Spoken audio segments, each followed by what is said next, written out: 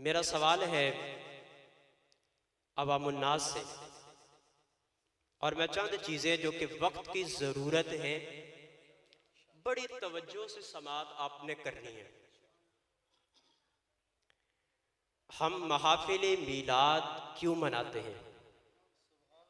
ये महाफिल का इनेकाद क्यों करते हैं? ये एक सवाल है, क्वेश्चन है। यूँ समझे कि इस तरह आप निशान लगा लें, इस सवाल का जवाब हमने ढूंढना है। महाफिल का इनेकाद इसलिए किया जाता है ताकि हमारे दिलों में अल्लाह की मोहब्बत पैदा हो जाए और उसके प्यारे नबी सल्लल्लाहु अलैहि वसल्लम का प्यार पैदा हो जाए। अगर महाफिल इन दो चीज़ों पर मुश्तमिल हैं तो वाक़अतन वो महाफिल फ़वाइद व समारात का बाइस बनेगी, और अगर महाफिल मीलाद इन दो चीज़ों से खाली है तो फिर उस महफिल का सिवाय दिखावा के, रिया के और कुछ नहीं है। मैंने आज जिस उन्वान को मुंतखब किया उसका टाइटल है उम्मत के सुलगते हुए चंद मसाइल। मैं अल्लाह की बारगाह में अर्ज करता हूँ, बारी ताला मुझे कुरान और सुन्नत के दायरा में रहकर बयान करने की तौफीक अता फरमाना और हम सबको सुन सुनाकर उस पर अमल करने की तौफीक अता फरमाना। सब कह दीजिए आमीन। मैंने जो 8 सवाल उठाए हैं उन 8 सवालों का जवाब मैंने देना है आपके सामने, और वो सारे उम्मत के मसाइल में से हैं और मौजूदा दौर के तकाज़ों को समझते हुए मैंने ये सवाल उठाए। बहुत सारे और भी सवाल थे लेकिन मुझे जो वक्त अता किया गया वो 20 मिनट है। कोशिश करूंगा कि मैं अपने वक्त के दायरा में रहकर चंद चीज़ें आपके सामने अर्ज कर सकूं। आपको पता है कि माह शाबान का ये महीना है और माह शाबानुल मुअज़्ज़म में उम्मत मुस्लिमा के अफराद 15वीं शाबान को अल्लाह के हुजूर जबीन न्याज को झुकाते हैं और इबादत का ज़ौक़ और शौक़ रखते हैं। इसी तरह उसके दिन का रोज़ा रखते हैं 15वीं शाबान का। लेकिन बाज़ अहबाब इस पर भी, जो कि मुस्तहब अमल है और इस एतबार से सुनन में शामिल है कि प्यारे आका सल्लल्लाहु अलैहि वसल्लम ने इसकी तरगीब हमें अता फरमाई है। बाज़ दानिश्वर हजरात और एक पढ़ा लिखा तबका उम्मत के अफराद को अल्लाह और उसके रसूल से ताल्लुक जोड़ने वाली चीज़ों से भी दूर करना चाहता है, और इस अमल को भी बिदात, और बिदात भी फिर छोटी नहीं, बहुत बड़ी बिदात जिसको बिदात दलाला कहा जाता है, और बिदात दलाला के ऊपर फिट की जाती है हदीस पाक के कुल्लु बिदातिन दलाला व कुल्लु बिदातिन दलाला फिन्नार, कि हर बिदात गुमराही है और हर गुमराही जो है वो इंसान को जहन्नम की तरफ लेकर चली जाती है। ये वो अहादीस हैं जो दानिश्वर हजरात यूट्यूब की जीनत बनते हैं, फेसबुक की और ट्विटर की जीनत बनकर उम्मत के अफराद को गुमराह करने की मुख्तलिफ एतबार से साजिश करते हैं। याद रख लें कि उम्मत का ताल्लुक अल्लाह और उसके रसूल सल्लल्लाहु अलैहि वसल्लम के साथ बड़ा गहरा होना चाहिए था और गहरा हो। जैसे अभी अहबाब ने, एक साहिब ने नात पढ़ी कि यारी पक्की है, उसका मफहूम अर्ज कर रहा हूँ। तो वो यारी पक्की अल्लाह के साथ करने का जो तरीका था, उनमें से एक तरीका 15 शाबान की रात को अल्लाह की बारगाह में झुकना था और उसके अगले दिन जाकर रोज़ा रखना था। लेकिन शूमिय किस्मत से हमें उससे भी महरूम रखा जाने लगा। देखिए इसका जवाब अब क्या है, ज़रा सुनिए। 15 शाबान के हवाले से जो हम रात का क़याम करते हैं यह कुतुब अहादीस से साबित है और नबी करीम सल्लल्लाहु अलैहि वसल्लम के इस हवाले से फरामीन मौजूद हैं, और कुरान हकीम की सूरह अद-दुखान में इस तरफ इशारा भी हमें मिलता है। हज़रत अब्दुल्ला इब्न अब्बास जो रब्बी अकरम सल्लल्लाहु अलैहि वसल्लम के सिहाबे रसूल हैं, और तर्जमानुल कुरान हैं और मुफस्सिर कुरान हैं, उन्होंने इसकी तरफ इशारा किया उन आयत को सामने रखते हुए सूरह अद-दुखान की आयत नंबर 3 के अंदर और आयत नंबर 4 को सामने रखते हुए कि यहाँ लैलतुल बरका से मुराद निस्फ शाबान यानी 15 शाबान की रात है। लेकिन अगर हम अहादीस मुबारका का मुताला करें तो अहादीस मुबारका हमें इस तरफ मुतवज्जे करती हैं। हज़रत सैयदा आयशा सिद्दीक़ा रज़ी अल्लाह ताला अन्हा हदीस को बयान करती हैं, नबी अकरम सल्लल्लाहु अलैहि वसल्लम ने इरशाद फरमाया, जब निस्फ शाबान आती है तो अल्लाह रब्बुल इज़्ज़त कबीला कल्ब की बकरियों के बालों के बराबर उम्मत के अफराद को माफ़ी का परवाना अता कर देता है। और इस हदीस को जामे तिरमिज़ी के अंदर, इब्ने माजा के अंदर और मुस्नद इमाम अहमद बिन हम्बल ने इसको रिवायत किया। और इसी तरह हजरत मौला अली शेर खुदा रज़ी अल्लाह ताला अन्हु इस हदीस को बयान करते हैं और ये हदीस भी सुनन इब्ने माजा के अंदर और शुअबुल ईमान में इस हदीस को रिवायत किया गया। रसूल अकरम सल्लल्लाहु अलैहि वसल्लम ने इरशाद फरमाया कि 15 शाबान यानी इसकी रात का क़याम करना, फरमाया रसूल करामी सल्लल्लाहु अलैहि वसल्लम ने कुमू लैलहा वसूमू नहारहा, कि तुम इसके रात का तुम क़याम करो और इसके दिन का तुम रोज़ा रखो। अब अगरचे इस पर उलमा कराम की और शारिहीन हदीस की और उसूलुल हदीस के इस तरह मुख्तलिफ आरा हैं और कहा किसी ने कि ये हदीसें और इस तरफ इशारे किए कि ये ज़ईफ़ हैं, तो अहले इल्म की खिदमत में सवाल अर्ज करते हुए ये गुजारिश करूँगा कि अगर उसकी असनाद मुख्तलिफ हों और इस तरह की अहादीस शाबानुल मुअज़्ज़म के हवाले से जो अहादीस हैं इसको 10 के करीब सहाबा कराम बयान करने वाले हैं, 10 के करीब सहाबा बयान करते हैं और मुख्तलिफ असनाद से बयान करते हैं। अगर एक हदीस की सनद, मतन की बात नहीं कर रहा, अगर एक हदीस की सनद ज़ईफ़ हो लेकिन दूसरी सनदें उसके साथ मिल जाएं, दूसरे रावियान हदीस की असनाद मिल जाएं, उस हदीस को तक़वियत मिल जाती है। अब ये जो अहादीस शोबल ईमान के अंदर और सुनन इब्ने माजा के अंदर और जामे तिरमिज़ी के अंदर मौजूद हैं, इससे हमें पता चलता है कि मुख्तलिफ रिवायात को जब हम जोड़ते हैं तो ये अहादीस हसन की तरफ, अहादीस हसना की तरफ चली जाती हैं। अब वो जो लोग कहते हैं कि ये बिदाती दलाला है, उन्हें अपने कलाम पर भी गौर करने की ज़रूरत है।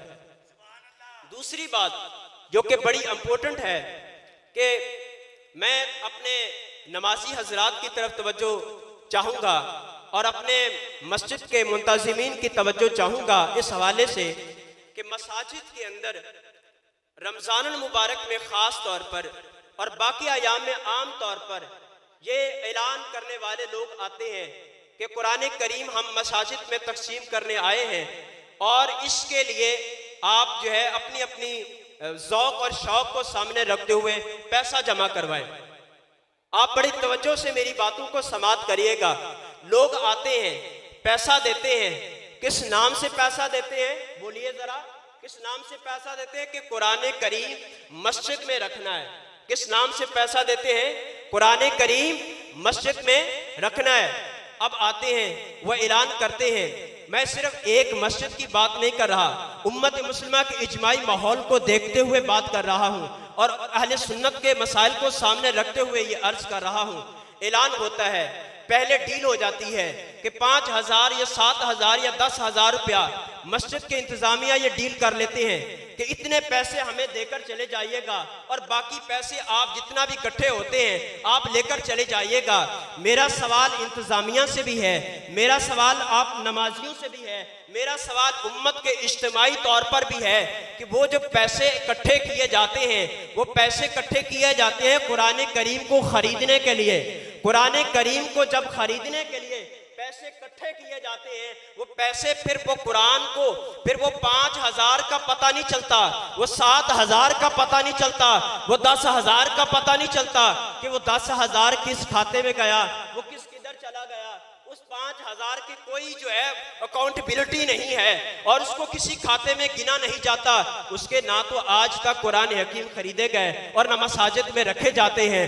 और फिर वो जो पैसे लेकर जाने वाले हैं और वो भी अपने पैसे जेब में रख लेते हैं। तो मैं उम्मत के इज्तिमाई माहौल को सामने रखते हुए ये बात उलमाए किराम की खिदमत में अदबन अर्ज करता हूँ, अवामुन्नास से अर्ज करता हूँ, मुंतज़िमीन मसाजिद के हैं उनके खिदमत में अर्ज करता हूँ, खुदारा इस तरह की डीलिंग ना करें, इस तरह का माहौल पैदा ना करें। जो पैसे मस्जिद के लिए, कुरान हकीम के लिए लिए जाएं, उसके लिए सिर्फ कुरान करीम को खरीद कर, और रमजान मुबारक में कुरान करीम को पढ़ा जाता है और कुरान करीम को पढ़ने का माहौल बना होता है। तो लिहाजा जिस मकसद के लिए कुरान हकीम को खरीदा गया है, जिस मकसद के लिए पैसे दिए गए हैं, उस मकसद के लिए कुरान को खरीद कर मस्जिद में रखवाया जाए। अगर देने वालों ने कहा कि इसके लिए तर्जुमातुल कुरान खरीद कर रखना है, तो यहाँ मस्जिद की जीनत कुरान जो है तर्जुमातुल कुरान वाला होना चाहिए था।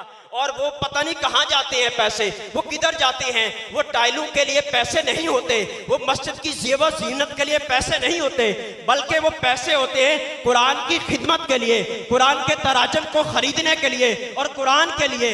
लेकिन उम्मत के लोग और अहबाब जो हैं, मसाजिद के मुंतज़िमीन जो हैं, उनकी भी इस तरफ तवज्जो नहीं होती, जो कि तवज्जो करने की ज़रूरत है। तीसरा मसला जो कि बड़ा अहम है कि नमाज के बाद, चाहे वह जुमा है, नमाजों के औकात हैं, खड़े हो जाते हैं लोग। हमारी मसाजिद के अंदर ये एक आम रूटीन बन गई है, लोग खड़े हो जाते हैं। भीख मांगने वाले कुछ प्रोफेशनल होते हैं, कुछ जो है भिखारी होते हैं, जिनकी आदत बन चुकी होती है बात बात पर मांगना, और अपनी जो है लग्जरी जिंदगी को गुजारने के लिए वो मस्जिद में खड़े हो जाते हैं। खड़े होकर कहते हैं अल्लाह के नाम पर हमें दे दीजिए। और कई अहबाब से मेरा जो है, जिनको जानता हूं, उन्होंने कलमा पढ़ लिया, अल्लाह की रजा के लिए कलमा पढ़ा था, नबी सल्लल्लाहु अलैहि वसल्लम की रजा के लिए कलमा पढ़ा था, दुनिया को दिखाने के लिए कलमा नहीं पढ़ा था, दुनियादारों के लिए कलमा नहीं पढ़ा था, अल्लाह की रजा के लिए कलमा पढ़ा था।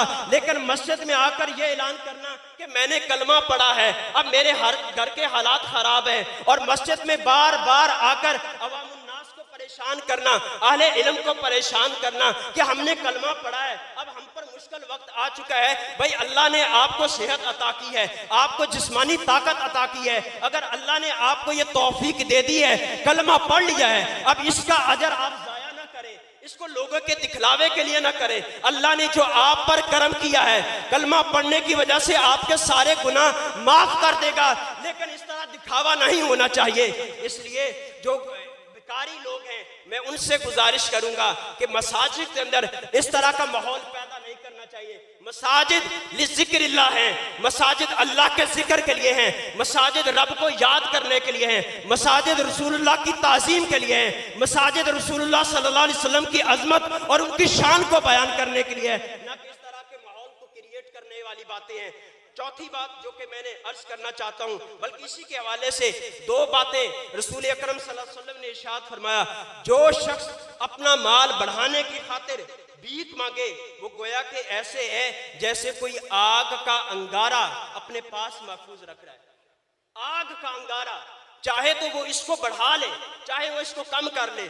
और फतावा शामी के अंदर जिक्र किया गया कि बिला जरूरत शरी अपनी लग्जरी जिंदगी गुजारने के लिए भीख मांगना ये हराम है, और इसको देने वाला भी जो है वो भी अल्लाह की बारगाह में मुजरिम है।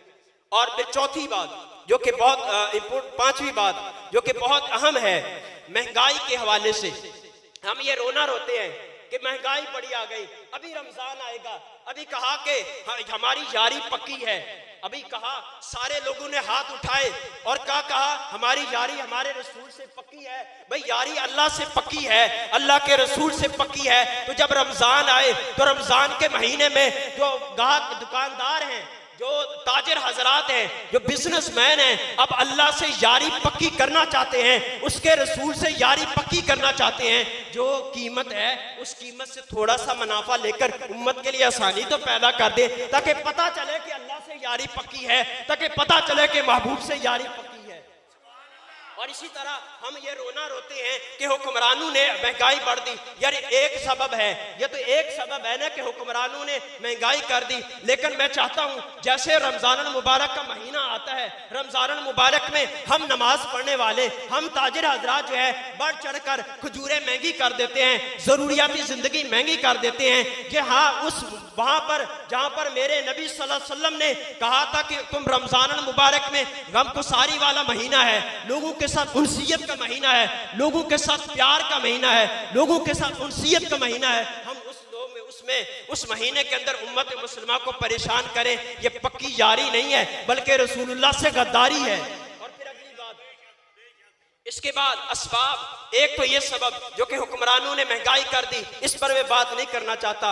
लेकिन जो रूहानी तौर पर जो चीजें मुतवज्जे होती हैं, हजरत अब्दुल्ला बिन उमर रजी अल्लाह तआला अन्हु बयान करते हैं कि रसूलुल्लाह सल्लल्लाहु अलैहि वसल्लम हमारी तरफ मुतवज्जे हुए, फरमाया ए मुहाजिरीन की जमात, 5 चीजें जब तुम उनमें मुब्तला हो जाओगे, और हजरत अब्दुल्ला बिन उमर कहते हैं मैं अल्लाह की पनाह चाहता हूं कि हम उन 5 चीजों के अंदर मुब्तला हूं।